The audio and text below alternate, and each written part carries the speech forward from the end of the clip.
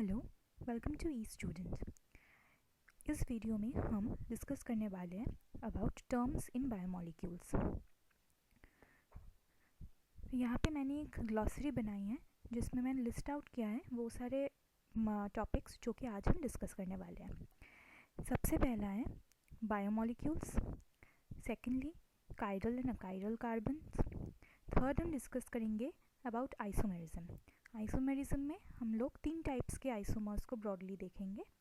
First is stereo isomers, next is optical isomers and lastly constitutional isomers. Stereo isomers में हम लोग 2 type के category के साथ डील करेंगे, एक है एनांशियोमर्स, दूसरा है डायस्टीरियोमर्स। अभी डायस्टीरियोमर्स के भी 3 पार्ट्स होते हैं। First is geometric isomers, next is epimers और थर्ड इज कॉन्फॉर्मर्स। ऑलराइट, इसके बाद हम डील करेंगे अबाउट एनोमर्स एंड लास्टली हम डील करने वाले अबाउट प्रिकर्सर्स। ऑलराइट, तो लेट्स प्रोसीड। सबसे पहले हम जिस टॉपिक के बारे में पढ़ने वाले हैं वो है बायोमॉलिक्यूल्स। तो बायोमॉलिक्यूल्स क्या है? बायो प्लस मॉलिक्यूल्स मतलब बायोलॉजिकल मॉलिक्यूल्स। ये कुछ बायोलॉजिकल मॉलिक्यूल्स होते हैं जो कि सेल्स में प्रोड्यूस्ड होते हैं। ऑलराइट, ये मोस्टली मैक्रोमॉलिक्यूल्स होते हैं और ये कॉम्प्लेक्स होते हैं स्मॉलर सब यूनिट्स के। ऑलराइट, जैसे कि सपोज कार्बोहाइड्रेट्स अगर आप एग्जाम्पल के तौर पे लें तो फिर बहुत सारे मोनोसैकेराइड्स जुड़ के कार्बोहाइड्रेट्स बनाते हैं। राइट, प्रोटीन्स में बहुत सारे अमीनो एसिड्स जुड़ के पेप्टाइड्स बनाते हैं जिससे प्रोटीन्स बनता है। ऑलराइट, तो ऐसे स्मॉलर सब यूनिट्स को जोड़ जोड़ के कॉम्प्लेक्स बनाया जाता है, जो कॉम्प्लेक्स एक मैक्रोमॉलिक्यूल का शेप लेता है, तो उसी को बोलते हैं biomolecules. Next is biomolecules can be called the building blocks of life, क्योंकि ये बहुत क्रूशियल होता है बॉडी फंक्शनिंग के लिए। बॉडी में जितने मेटाबॉलिज्म्स होते हैं, चाहे वो कैटाबॉलिज्म हो एनाबॉलिज्म हो, उसमें बायोमॉलिक्यूल्स का बहुत बड़ा रोल होता है। अभी जो लास्ट पॉइंट हम डील करने वाले हैं वो ये है कि ये जो बायोमॉलिक्यूल्स है ये कौन से एलिमेंट्स से मेड अप होते हैं। जो सबसे इम्पॉर्टेंट है वो है COH, मतलब कार्बन ऑक्सीजन हाइड्रोजन। ये जो 3 एलिमेंट है ये सारे के सारे हमारे बायोमॉलिक्यूल्स में प्रेजेंट रहते हैं। Next are N, S and P। तो नाइट्रोजन एंड सल्फर, जैसे कि हम जानते हैं कि नाइट्रोजन एंड सल्फर प्रोटीन में तो प्रेजेंट रहते हैं। नाइट्रोजन एंड फॉस्फोरस जो होता है वो न्यूक्लिक एसिड्स में प्रेजेंट रहते हैं। तो ऐसे ही मिक्सअप करके ये जो 6 हमारे एलिमेंट्स हैं ये सारे मेजर बायोमॉलिक्यूल्स में प्रेजेंट रहते हैं। ऑलराइट, तो फिर अभी हम नेक्स्ट डिस्कस करने वाले हैं कायरल एंड अकायरल कार्बन्स के बारे में। तो अभी कायरल कार्बन क्या है? कायरल कार्बन को हम एसिमेट्रिक कार्बन भी बोलते हैं। क्यों? क्योंकि इसमें कार्बन के 4 वैलेंसी होते हैं। राइट, दैट मीन्स 4 आर्म्स होते हैं। तो सारे आर्म्स में 4 डिफरेंट टाइप के एटम्स प्रेजेंट रहते हैं, जिसमें से नॉट इवन 2 आर सेम। चारों के चारों एकदम डिफरेंट टाइप के एटम्स या फिर ग्रुप्स प्रेजेंट रहेंगे। ऑलराइट, सॉरी, एटम्स या फिर ग्रुप्स प्रेजेंट रहेंगे।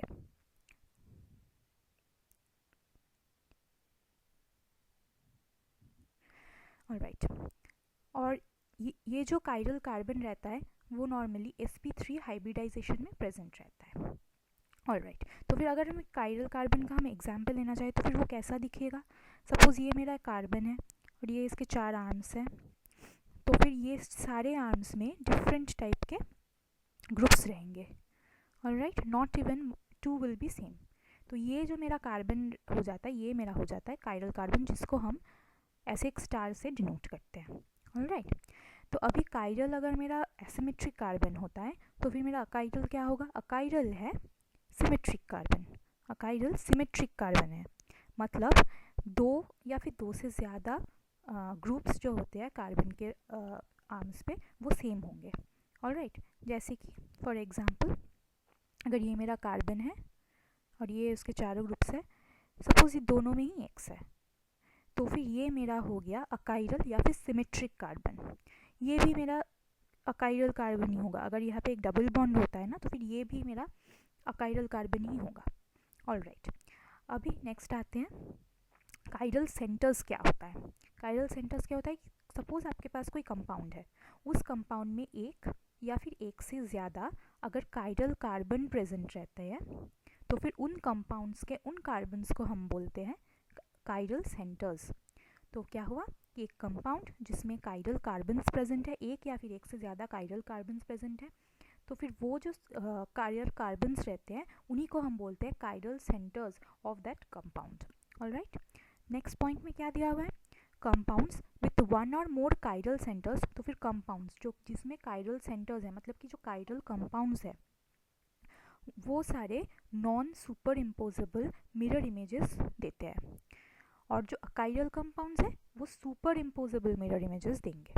इसका मतलब क्या होता है, आइए देखते हैं।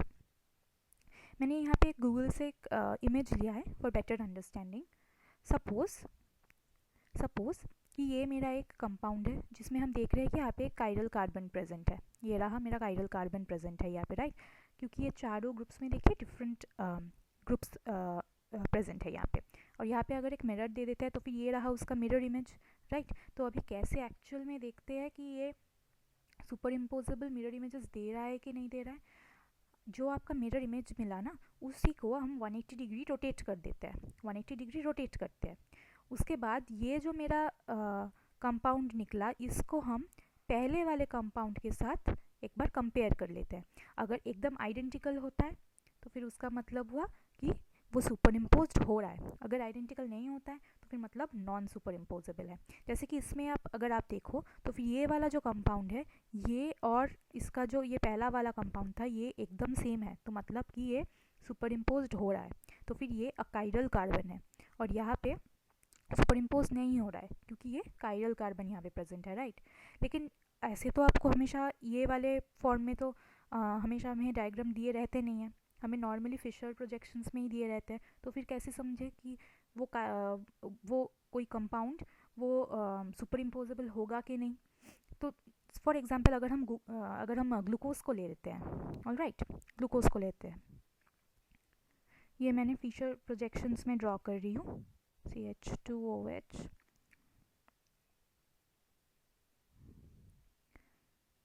राइट।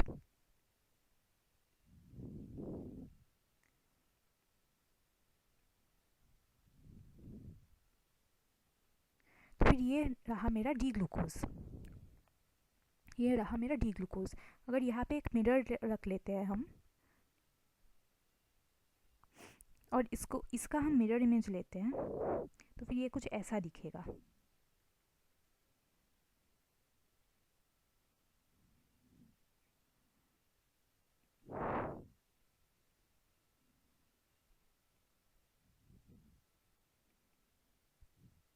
राइट, तो ये कुछ ऐसा दिखेगा। तो फिर हम कैसे यहाँ पे डिसाइड करेंगे कि ये मेरा सुपर इम्पोजेबल होगा कि नहीं होगा। बस ये वाला जो मेरा पिक्चर है इसको लेके अगर इसके ऊपर रख के आप देखोगे तो ही आपको समझ आ रहा है कि कौन से इसमें काइरल सेंटर्स प्रेजेंट है कि नहीं। इसमें काइरल सेंटर्स ऑब्वियसली प्रेजेंट है, राइट। ये एक काइरल सेंटर है, ये एक है, ये एक है, ये एक है। अगर यहाँ पे 4 काइरल सेंटर है तो फिर आँख बंद करके आप बोल सकते हो कि यहाँ पे non super imposable mirror images ही प्रोड्यूस्ड होंगे। और ये है मेरा L glucose, right, L glucose. L और डी क्या होते हैं, कैसे आइसोमर्स होते हैं, वो हम आइसोमरिज्म में देखने वाले हैं। तो फिर ये कुछ ऐसा होता है।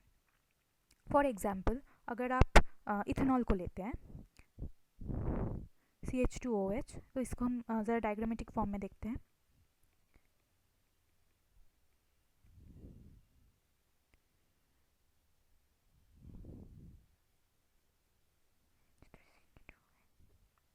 इथेनॉल, तो इसको ये है CH3 मेरा।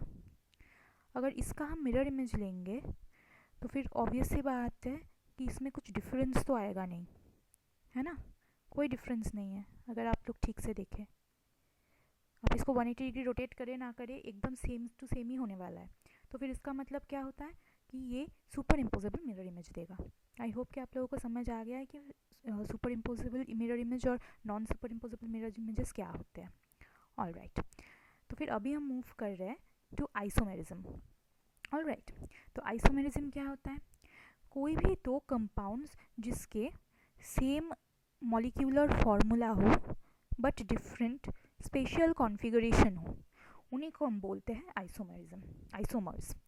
तो फिर कंपाउंड्स, सॉरी यहाँ पे थोड़ा सा मैंने गलत लिखा है, two compounds with same molecular formula but different spatial configuration. Alright, this is called isomers. These are known as isomers, and the phenomenon is known as isomerism. Alright, okay, so the compounds exhibiting isomerism are called isomers. Alright, तो फिर एक बार हम लोग देख लेते हैं कि हम कौन से आइसोमरिज्म्स के बारे में यहाँ पे पढ़ेंगे। सबसे पहला जो हम आइसोमर्स के बारे में पढ़ेंगे वो होगा स्टीरियो आइसोमर्स, फिर हम आएंगे ऑप्टिकल आइसोमर्स में, फिर हम आएंगे कॉन्स्टिट्यूशनल आइसोमर्स में। स्टीरियो आइसोमर्स में जैसे कि मैंने बोला था ग्लॉसरी में, दो टाइप्स के होते हैं, एनेंशियोमर्स, डायस्टीरियोमर्स। डायस्टीरियोमर्स में हम देखेंगे geometric isomers, epimers and conformers. Alright, तो फिर लेट्स स्टार्ट। ये रहा स्टीरियो आइसोमरिज्म। स्टीरियो आइसोमरिज्म क्या होता है? ये जो यहाँ पे जो आइसोमर्स रहते हैं वो स्पेशियल आइसोमर्स रहते हैं। ओके, स्पेशियल आइसोमर्स होते हैं, मतलब कि क्या होता है कि ये पोजीशन ऑफ फंक्शनल ग्रुप्स कैसे प्रेजेंट है उसके ऊपर, एक कार्बन के अराउंड फंक्शनल ग्रुप्स कैसे प्रेजेंट है, कौन से पोजीशंस में प्रेजेंट है, उसके ऊपर डिपेंड करता है ये आइसोमरिज्म। ऑलराइट, अभी हमें कैसे पता चलेगा कि एक कंपाउंड का, सपोज कि एक मोनोसैकेराइड है, मतलब ये नॉर्मली मोनोसैकेराइड के लिए यूज़ होता है ये फार्मूला, मोनोसैकेराइड है तो उसके कितने मेरे स्टीरियो आइसोमर्स प्रेजेंट होंगे, ये कैसे पता चलेगा? इसके लिए एक बहुत ही ईजी फार्मूला है, that is number of stereo isomers in a monosaccharide, number of stereo isomers in a monosaccharide equals to 2 to the power n, जिसमें n क्या होता है? n होता है number of chiral carbons. Alright, तो फिर एक मोनोसैकेराइड में कितने कायरल कार्बन्स है उसके ऊपर डिपेंड करता है। ऑलराइट, जैसे कि अभी यहाँ पे मैंने एक चार्ट बना के दिया है, ये चार्ट बहुत ही हेल्पफुल होगा अगर आप ज़रा ध्यान से देखेंगे तो। अगर आपके पास कोई मोनोसैकेराइड है जिसमें 3 कार्बन है, और अगर वो मोनोसैकेराइड एक एल्डोज है, एल्डोज क्या होता है? मोनोसैकेराइड में अगर आपका एल्डिहाइड ग्रुप प्रेजेंट हो तो फिर उसको हम बोलते हैं एल्डोज, और अगर कीटोन ग्रुप प्रेजेंट हो, कीटोन ग्रुप अगर आपका प्रेजेंट आ जाता है तो फिर उसको हम बोलते हैं कीटोज। ऑलराइट, तो फिर अगर एल्डिहाइड हो तो फिर एल्डोज, और अगर कीटोन ग्रुप प्रेजेंट हो तो फिर उसको हम बोलते हैं कीटोज। जैसे कि ग्लूकोज आपका एक एल्डोज है, और फ्रक्टोज जो होता है, फ्रक्टोज वो आपका एक कीटोज है, तो फिर इसमें एल्डिहाइड ग्रुप प्रेजेंट रहता है और इसमें एक कीटोन ग्रुप प्रेजेंट रहता है। ऑलराइट, तो फिर यहाँ पे हम लोग ज़रा अगर ध्यान से देखेंगे तो फिर अगर आपका 3 कार्बन का एक मोनोसैकेराइड है और अगर वो एल्डोज है तो फिर कितने आपके कायरल कार्बन प्रेजेंट होंगे? तो फिर आपके एक कायरल कार्बन प्रेजेंट होंगे, एल्डोज कायरल कार्बन्स। ऑलराइट, कितने हैं? एक होते हैं। ऑलराइट, तो फिर अगर एक कायरल कार्बन होता है तो फिर कितने स्टीरियो आइसोमर्स होंगे? 2 to the power n में बैठाएंगे हम लोग। Alright, 2 to the power n में बिठा के देखेंगे कितने स्टीरियो आइसोमर्स होंगे? 2, 2 to the power 1 is 2। और अगर कीटोज होंगे तो फिर कोई कायरल कार्बन उसमें होता ही नहीं है। डाईहाइड्रोक्सी एसीटोन अगर आप लोग ज़रा ध्यान से देखोगे, आई थिंक कि मैं ठीक बना रही हूँ, C double bond O and CH2OH, ये है मेरा डाईहाइड्रोक्सी एसीटोन। तो फिर अगर इसको आप देखोगे इसमें कोई कायरल कार्बन है ही नहीं प्रेजेंट, 0 कायरल कार्बन है। ऑलराइट, ये वाला 0 कायरल कार्बन प्रेजेंट है, तो फिर इसमें स्टीरियो आइसोमर्स ऑब्वियसली 1 होगा, क्योंकि 2 to the power n जो होता है वो होता है 1। राइट, वैसे ही अगर 4 कार्बन हुए तो 4 कार्बन का मोनोसैकेराइड हुआ तो फिर 2 कायरल सेंटर्स होते हैं और नंबर ऑफ स्टीरियो आइसोमर्स 4 होते हैं। वैसे ही अगर कीटोज अगर 4 कार्बन के हुए तो फिर 1 होता है कायरल सेंटर और 2 होते हैं उसके स्टीरियो आइसोमर्स। जब हम कार्बोहाइड्रेट्स पढ़ेंगे तब आपको समझ आ जाएगा क्यों कीटोज में सेम नंबर ऑफ कार्बन के एल्डोज और कीटोज में एक कम कायरल कार्बन हमेशा प्रेजेंट रहता है। ऐसा क्यों होता है वो हम जब कार्बोहाइड्रेट्स पढ़ेंगे तब आपको क्लियरली समझ आ जाएगा। ऑलराइट, तो फिर आई होप कि ये वाला चार्ट आपको क्लियर हो गया होगा, ये भी कायरल कार्बन है। ऑलराइट, तो फिर हम नेक्स्ट वाले स्लाइड में जाते हैं। इसमें हम पढ़ने वाले हैं स्टीरियो आइसोमर्स का एक टाइप जो कि है एनेंशियोमर्स। एनेंशियोमर्स जो होते हैं इसी को हम DL आइसोमर्स भी बोलते हैं। आपको याद होगा कि जब मैंने ग्लूकोज के बारे में आपको पढ़ाया था, यहाँ पे मैंने लिख के दिया था ये D ग्लूकोज था और ये L ग्लूकोज था। राइट, तो वही ये कैपिटल डी और कैपिटल एल क्या होता है वही हम अभी पढ़ने वाले हैं। ऑलराइट, तो एनांशियोमर्स जो होता है वो डी एल आइसोमर्स होता है। इनके मिरर इमेज ये जो डी और एल आइसोमर्स होते हैं ये मिरर इमेजेस होते हैं एक दूसरे के। जैसे कि मैंने बोला था ना उस वक्त, जो डी ग्लूकोज और एल ग्लूकोज था ये एक दूसरे के मिरर इमेजेस थे। डी ग्लूकोज और एल ग्लूकोज एक दूसरे के मिरर इमेजेस थे, राइट। ऑलराइट, तो फिर देखते हैं एक बार। ओके, कहाँ गया मेरा एनांशियोमर्स, ये रहा। ये नॉन सुपर इम्पोजेबल होते हैं, वो भी मैंने बोला था कि नॉन सुपर इम्पोजेबल होते हैं। ये बेस्ड होता है, ये बेस्ड होता है किस पे, सॉरी वन सेक, बेस्ड होता है कॉन्फ़िगरेशन ऑफ ग्लिसरल्डिहाइड, ग्लिसरल्डिहाइड के कॉन्फ़िगरेशन पे। ये ग्लिसरल्डिहाइड के कॉन्फ़िगरेशन पे बेस्ड होता है अगर ये कार्ब्स में हम देख रहे हैं तो, या फिर ग्लाइसिन के कॉन्फ़िगरेशन के ऊपर भी डिपेंड करता है अगर हम अमीनो एसिड देख रहे हैं। ऑलराइट, एक्चुअली में इसका एक बहुत ही इजी वाला रूल है जो कि मैं आपके साथ अभी डिस्कस करूंगी। पहले ये 5th पॉइंट हम देख लेते हैं। If the 5th position of the monosaccharide is same as D glyceraldehyde, सिर्फ 5th पोजीशन नहीं, इसको बेटर बोलना ऐसा होगा कि 5th position of 6 carbon monosaccharide, या फिर इसको आप ऐसा भी बोल सकते हो कि if the farthest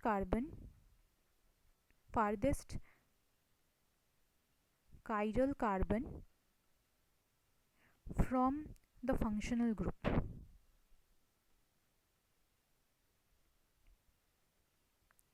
of a monosaccharide.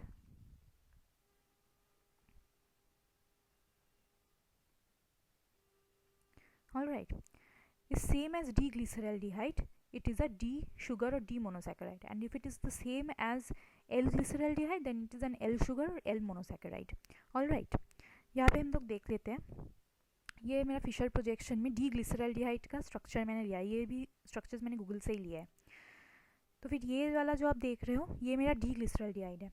D glyceraldehyde क्या होता है, जब आपका OH जो होता है वो राइट हैंड साइड में अगर हो, ये वाला जो OH है मेरा ये अगर राइट हैंड साइड में हो तो फिर ये होगा मेरा डी आइसोमर। ऑलराइट, और अगर वो लेफ्ट हैंड साइड में प्रेजेंट हो तो फिर वो होगा आपका एल आइसोमर। ऑलराइट, ओके, तो फिर ये राइट साइड में है तो फिर ये डी है, और ये लेफ्ट साइड में है तो फिर ये एल है। ऐसे ही डिसाइड करा जाता है कि वो डी आइसोमर है या फिर एल आइसोमर है। लेकिन इसके साथ अगर हम कंपेयर कर ले, बिकॉज ये स्मॉलेस्ट होता है या स्मॉलेस्ट मोनोसैकेराइड होता है, तो इसीलिए हम लोग ग्लिसरल्डिहाइड के साथ कंपेयर करते हैं। अगर यहाँ पे अगर देखो, यहाँ पे ग्लूकोज है और ये है, ये वाला जो कार्बन है काइरल कार्बन है वो फारदेस्ट है from the functional group CHO, right. Aldehyde functional group से ये फारदेस्ट है, तो इसीलिए ये वाले कार्बन को हम कंसिडर करते हैं। अगर यहाँ पे हम देखें तो फिर OH जो है वो राइट हैंड साइड में है, राइट, राइट हैंड साइड में है, तो फिर ये ऑब्वियसली डी होगा। और यहाँ पे देखिए ये भी फारदेस्ट है, और यहाँ पे देखिए अगर OH हम देखें तो फिर वो लेफ्ट हैंड साइड में है तो फिर वो L होगा। सिमिलरली अगर एलानिन में देखें तो फिर एलानिन में या फिर कोई भी अमीनो एसिड में जो NH2 उसका ग्रुप रहता है, अमीनो ग्रुप तो रहता ही है, वो अमीनो ग्रुप को हम देखते हैं कि वो कौन से साइड में है। ये हम ग्लाइसिन के साथ कंपेयर करते हैं। तो यहाँ पे अगर हम लोग देखेंगे तो यहाँ पे दिख रहा है कि ये वाला जो है, ये वाला जो NH2 ग्रुप है वो हमारा राइट में है, राइट साइड में, और ये जो है मेरा लेफ्ट साइड में है। तो अगर राइट में है तो फिर वो डी होगा, लेफ्ट में होगा तो एल होगा। ग्लाइसिन का स्ट्रक्चर कैसा है, डी ग्लाइसिन का स्ट्रक्चर ऐसे ही मैं अगर आपको दिखा दूँ, NH2 राइट हैंड साइड में होगा, COOH होगा, यहाँ पे H होगा, यहाँ पे H होगा, ये है मेरा डी ग्लाइसिन, राइट। लेकिन एक्चुअली ग्लाइसिन के साथ डी ग्लाइसिन हम लोग नहीं बोलते हैं। क्यों नहीं बोलते हैं, क्योंकि आप अगर मेरी बात सुन रहे थे तो ही आपको पता चलेगा कि क्यों हम डी ग्लाइसिन नहीं बोलते हैं, सिर्फ ग्लाइसिन ही बोलते हैं। वो इसलिए बोलते हैं क्योंकि ग्लाइसिन में जो हम लोग कंसिडर कर रहे हैं ना, जो कार्बन को हम कंसिडर कर रहे हैं ना, ये काइरल है ही नहीं, है ना, क्योंकि 2 H ग्रुप है उसके साथ, तो वो काइरल है ही नहीं। तो फिर अगर हम लोग देखें तो नॉर्मली आप ऐसे बोल सकते हो कि अगर आपका NH2 ग्रुप जो है वो अगर आपका राइट हैंड साइड में है तो फिर वो डी एलानिन होगा, और अगर लेफ्ट हैंड साइड में है तो वो एल एलानिन होगा। कोई भी अमीनो एसिड को आप ऐसे बोल सकते हो, NH2 राइट हैंड साइड में या लेफ्ट हैंड साइड में, ये देख के। एक्चुअली ग्लाइसिन में यहाँ पे कंपेयर ना करना ही बेटर है। ऑलराइट, तो नेक्स्ट जाते हैं डायस्टीरियोमर्स। ऑलराइट, डायस्टीरियोमर्स में जाने से पहले यहाँ पे आप ये ठीक कर लीजिए, यहाँ पे ग्लाइसिन कंसीडर नहीं करते हैं तो ही बेटर है। राइट हैंड साइड में हो तो ही होगा आपका डी, अगर राइट हैंड साइड में हो तो फिर होगा आपका वो डी, और अगर लेफ्ट हैंड साइड में हो तो ही होगा आपका वो एल, राइट। ऑलराइट, यहाँ पे मैं वही लिख देती हूँ, right D and left is your L. Alright, तो हम नेक्स्ट जाते हैं डायस्टीरियोमर्स में। अब ये डायस्टीरियोमर्स क्या होता है? डायस्टीरियोमर्स जो आइसोमर्स होता है वो नॉन सुपर इम्पोजेबल होते हैं, पहली बात। सेकेंडली क्या होता है? They are not mirror images of each other, non super imposable, और ये मिरर इमेजेस भी नहीं होते एक दूसरे के, राइट। क्यों? एक बार देख लेते हैं यहाँ पे। एक है मेरे पास डी थ्रियोस, दूसरा है मेरे पास डी एरिथ्रोज। इसमें अगर आप देखोगे 1 2 3 4, ये भी 4 कार्बन का है, 4 कार्बन का है, और ये भी 4 कार्बन का है, राइट। लेकिन इसमें एक डिफरेंस है, ज़रा ध्यान से अगर आप देखेंगे तो फिर ये वाला जो सेकंड वाला जो आपका कार्बन है ना, ये वाले कार्बन में आप अगर देखो तो फिर position of OH has been changed. यहाँ पे OH लेफ्ट में आ गया, यहाँ पर OH राइट में है ना। तो फिर ये एक दूसरे के मिरर इमेजेस हुए? नहीं हुए, एक दूसरे के मिरर इमेजेस तो नहीं हुए, not mirror images of each other, but सिर्फ एक ही पोजीशन में चेंजेस है, तो फिर इसी को हम बोलते हैं डायस्टीरियोमर। ऑलराइट, फिर डायस्टीरियोमर्स में हमने बोला था कि हम 3 टाइप के डायस्टीरियोमर्स से डील करने वाले हैं। एक है ज्योमेट्रिक आइसोमर्स, दूसरा है एपिमर्स, एंड लास्ट इज कॉन्फर्मर्स। तो ज्योमेट्रिक आइसोमर्स के साथ स्टार्ट करते हैं। ज्योमेट्रिक आइसोमर्स को सिस ट्रांस आइसोमर्स भी बोला जाता है। क्यों? वो हम देखेंगे।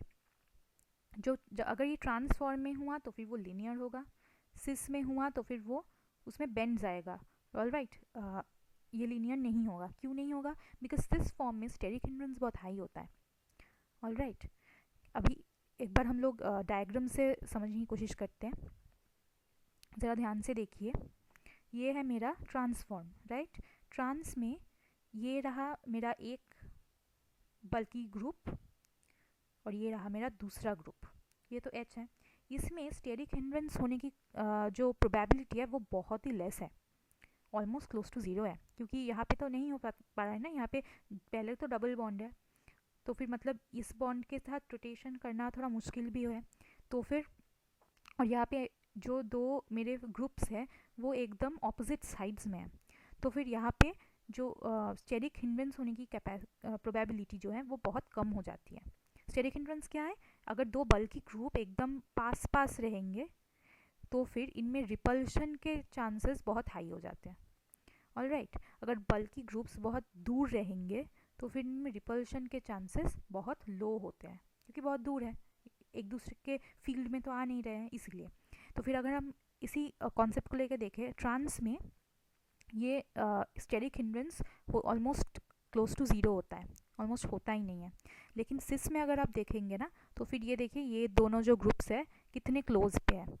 ये तो आराम से, ये सिंगल बॉन्ड है, ये आराम से अपने एंगल्स चेंज करके एक दूसरे के पास आ सकते हैं, जिसके वजह से स्टेरिक हिंड्रेंस होगा। और यहाँ पे ये वाले सिस वाले जो स्ट्रक्चर्स होते हैं इसमें बेंड्स देखे जाते हैं, वो मुड़ जाते हैं, स्ट्रेट नहीं हो पाते। ऑलराइट, ओके, तो नेक्स्ट चलते हैं हम एपिमर्स में। एपिमर्स बहुत इंपॉर्टेंट टॉपिक है। एपिमर्स क्या होते हैं? इफ़ 2 मोनोसैकेराइड्स, अगर 2 monosaccharides differ around a single chiral carbon, they are called epimers. जैसे कि D glucose and D mannose. Alright, ये C2 एपिमर्स है। और डी ग्लूकोज और डी गैलेक्टोज, ये C4 एपिमर्स है। ऑलराइट, यहाँ पे आप देखो डी मैनोज और यहाँ पे है डी ग्लूकोज। अगर आप ध्यान से देखो, ये जो C2 पोजीशन है इसमें कुछ चेंजेस है। यहाँ पे OH जो है वो राइट में है, और यहाँ पे OH जो है लेफ्ट में है, राइट। सॉरी, यहाँ पे OH लेफ्ट में है, यहाँ पे OH राइट में है, राइट। तो मतलब कि ये C2 एपिमर्स है।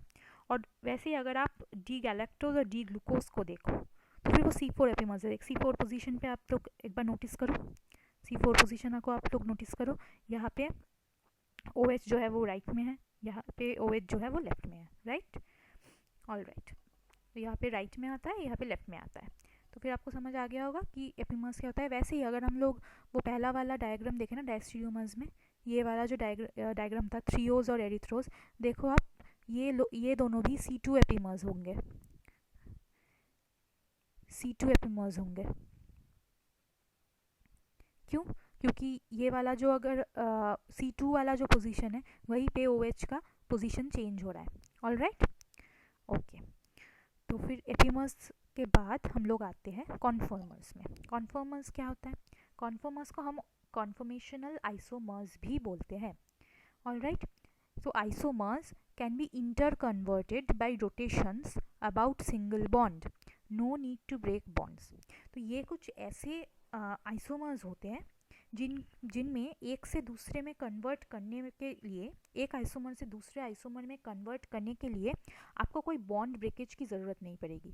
सिर्फ बॉन्ड में कुछ रोटेशंस हुए, कुछ कन्फर्मेशनल चेंज हुए तो ही एक से दूसरे आइसोमर में वो इंटरचेंज कर सकते हैं। जैसे कि यहाँ पे जो एग्जांपल दिया हुआ है, यहाँ पे देखिए एक 60 डिग्री रोटेशन है, रोटेशन हो रहा है, राइट। यहाँ पर एक 60 डिग्री रोटेशन हो रहा है। तो पहला वाला जो फॉर्म था वो ये था जिसमें कि जिसमें कि इस ऑर्डर में था CH3CH&H और यहाँ पे CH3CH&H, लेकिन ये 60 डिग्री यहाँ पे रोटेट हो गया है। 60 डिग्री रोटेट होने के कारण से ये ऐसा वाला आइसोमर फॉर्म कर रहा है। ऑलराइट, ये दोनों एक दूसरे के आइसोमर्स है, लेकिन ये एक दूसरे में इंटरकन्वर्टेबल है। बाकी वाले जो हमने आइसोमर्स पढ़े हैं वो सारे एक से दूसरे में कन्वर्ट होने के लिए कुछ ना कुछ बॉन्ड ब्रेकेज की ज़रूरत पड़ेगी ही पड़ेगी, लेकिन यहाँ पे कोई ऐसी बॉन्ड ब्रेक करने की ज़रूरत नहीं पड़ती। यहाँ पे सिर्फ रोटेशन के थ्रू एक आइसोमर दूसरे आइसोमर में चेंज हो सकता है। All right, these are known as conformers, conformational isomers. All right, all right.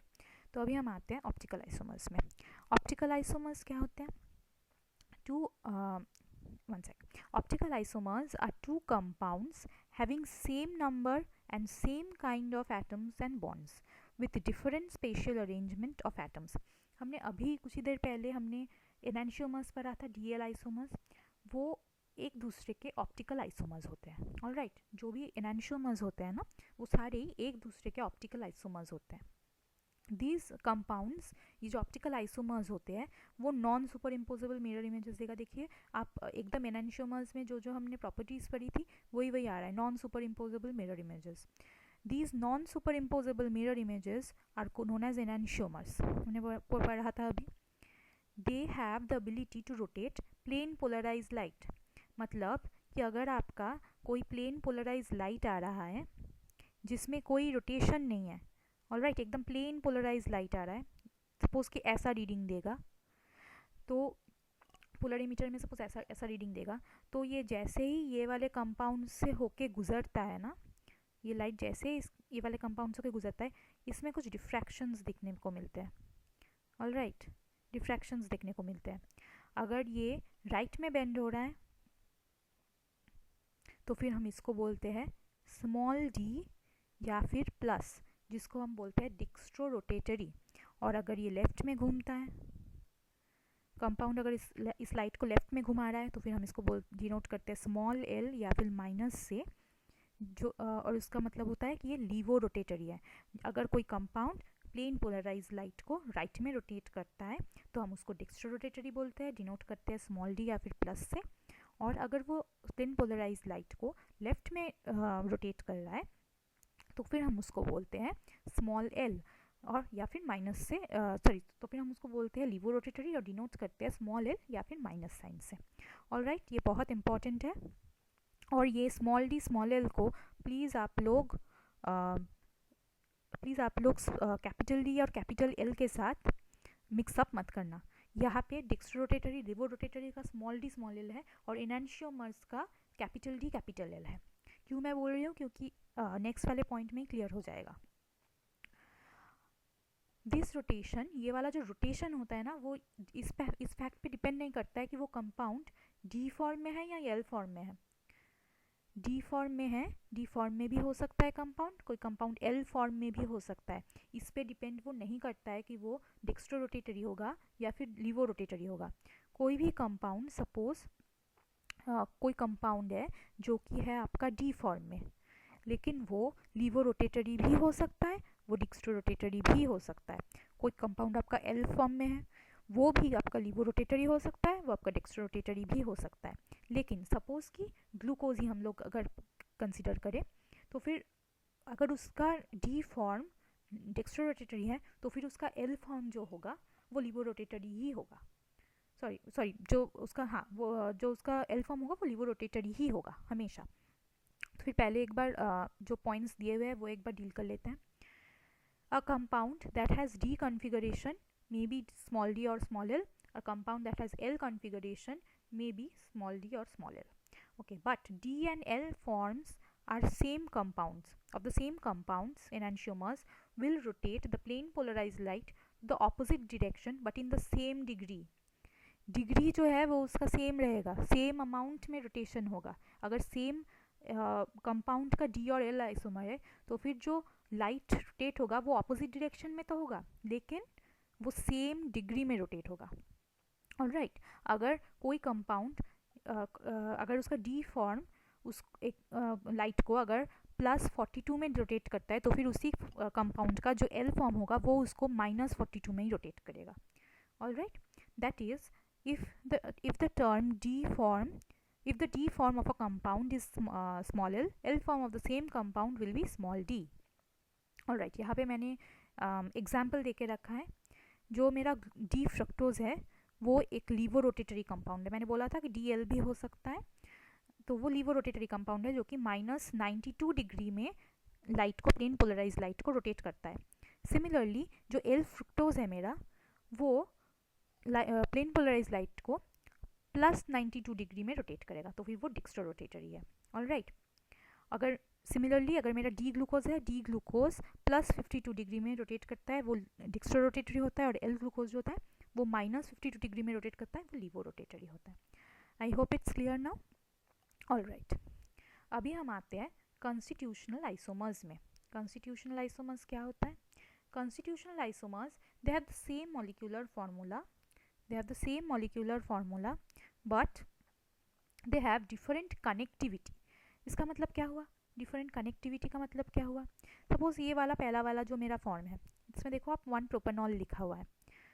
1 propanol में ये पहले वाला जो कार्बन है, फर्स्ट पोजीशन का जो कार्बन है उसके साथ OH जुड़ा हुआ है, और सेकेंड वाले में देखो 2 प्रोपेनॉल में, या फिर जिसको हम आइसोप्रोपेनॉल बोलते हैं, ये जो सेकेंड पोजीशन वाला कार्बन है उसके साथ OH जुड़ा हुआ है।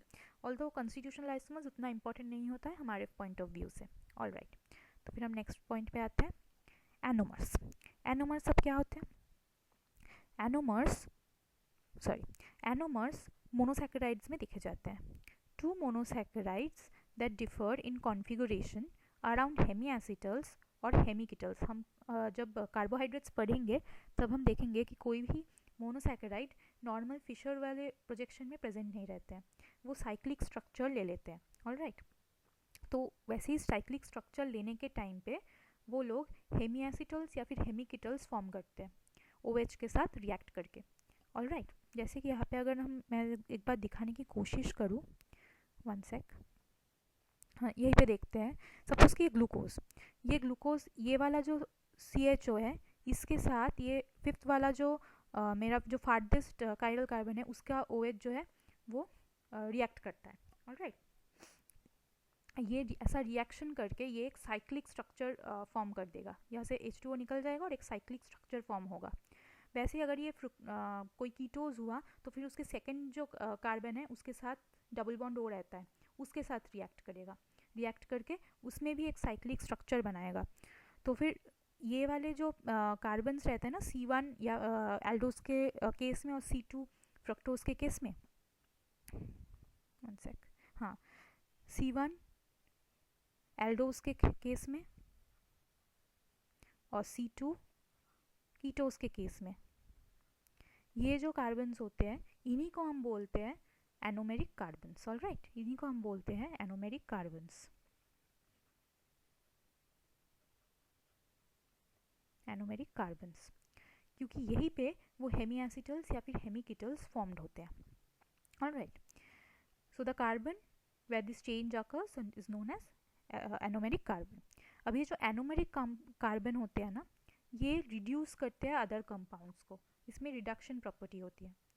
अगर कोई मोनोसैकेराइड में या फिर ऑलिगोसैकेराइड या फिर पॉलीसैकेराइड में अगर ये एनोमेरिक कार्बन फ्री होता है तो फिर हम उस पर्टिकुलर शुगर को रिड्यूसिंग बोलते हैं. ऑलराइट, और अगर वो फ्री नहीं होता है तो फिर वो नॉन रिड्यूसिंग होता है. Alright, without a free anomeric carbon अगर होता है तो फिर वो नॉन रिड्यूसिंग हो जाता है. अभी एनोमेरिक कार्बन के दो फॉर्म होते हैं, एक होता है अल्फा फॉर्म और एक होता है बीटा फॉर्म. इसके बारे में हम डिटेल्स में और पढ़ेंगे जब हम कार्बोहाइड्रेट्स के बारे में कार्बोहाइड्रेट्स डील करेंगे. ऑलराइट, अभी हम आते हैं प्रिकर्सर्स में. प्रिकर्सर्स क्या होता है? प्रिकर्सर एक ऐसा कंपाउंड है जिससे कुछ और कंपाउंड फॉर्म होता है. ऑलराइट, तो फिर एक precursor often refers to a chemical compound that precedes another compound in a metabolic reaction or a pathway. Suppose कि A है, A से फॉर्म हो रहा है मेरा B, B से मेरा फॉर्म हो रहा है C. ऑलराइट, ये कैस्केड रिएक्शन हो रहा है. ये रिएक्शन में मेरा जो A है वो B का प्रिकर्सर है, वो C का प्रिकर्सर है. B जो है वो C का प्रिकर्सर है. सपोज कि D से मेरा A फॉर्म हुआ था तो फिर D A का प्रिकर्सर हुआ, D B का भी प्रिकर्सर हुआ, D C का भी प्रिकर्सर हुआ. समझ आ रहा है? ऑलराइट, जैसे कि यहाँ पे मैंने एक एग्जांपल देके रखा है कि हम सब लोग जानते हैं कि ग्लाइकोलिसिस जो होता है, ग्लाइकोलिसिस में ग्लूकोज से हम लोगों को सीरीज ऑफ रिएक्शंस के बाद हमें पाइरूवेट मिलता है. राइट, पाइरूवेट मिलता है. तो फिर ग्लूकोज जो है वो प्रिकर्सर हुआ पाइरूवेट का. राइट, ओके, तो यही होता है प्रिकर्सर. अभी लास्ट में आते हैं हम लोग कॉन्फॉर्मेशन एंड कॉन्फ़िगरेशन में. कॉन्फॉर्मेशन क्या होता है? कॉन्फॉर्मेशन जो होता है वो बस एक बॉन्ड के ऊपर रोटेशन के वजह से होता है. ओके, इसमें कोई बॉन्ड ब्रेकेज इन्वॉल्व नहीं होती है. वैरस कॉन्फ़िगरेशन जो होता है उसमें जो चेंजेस आते हैं वो इसलिए आते हैं क्योंकि बॉन्ड्स ब्रेक करने पड़ते हैं. अगर बॉन्ड्स ब्रेक हो रहा है तो फिर उसमें कॉन्फ़िगरेशन का चेंज आएगा. अगर बॉन्ड्स अगर ब्रेक नहीं करने पड़े, बस रोटेशन से ही उसका स्ट्रक्चर चेंज हो रहा है तो फिर उसको हम बोलते हैं कॉन्फॉर्मेशनल चेंज. अगर इसी बात को हम लोग ध्यान में रखें तो फिर समझ आ रहा होगा कि अगर बॉन्ड ब्रेक करना है तो फिर एनर्जी लगेगी. बॉन्ड ब्रेक करने के लिए we need energy. So this is not an easy process, not easy, right? तो उसका मतलब ये हुआ कि कॉन्फ़िगरेशन चेंज करना टफ है. It's not easy to change. Whereas conformation को चेंज करना ईजी होता है क्योंकि उसमें तो बस रोटेशन होता है. There is no bond breakage involved. Alright, no bond breakage involved. So conformation is easy to change and configuration is difficult to change. Alright, तो इसी के साथ आज जाते हैं हम लोग इस लेक्चर के एंड में. आई होप कि सबने एंजॉय करा होगा. Thank you.